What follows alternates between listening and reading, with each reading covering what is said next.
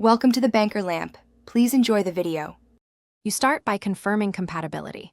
Make sure your TV explicitly supports USB Ethernet or has Android TV with USB host.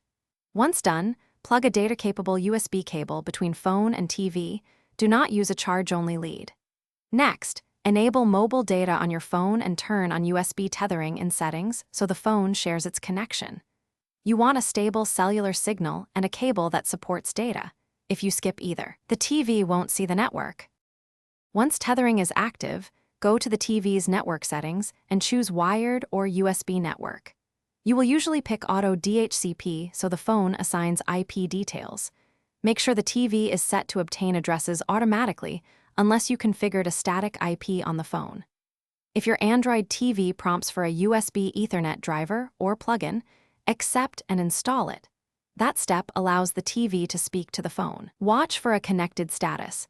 If it appears, proceed to test streaming or browsing.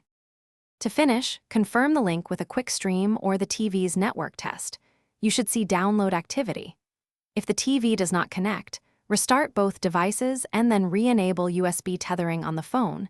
This often forces DHCP reassignment.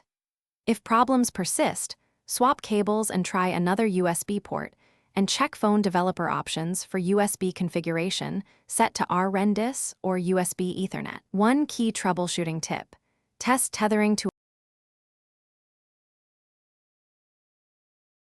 Thanks for watching. If this was helpful, leave a like and consider subscribing. See you next time.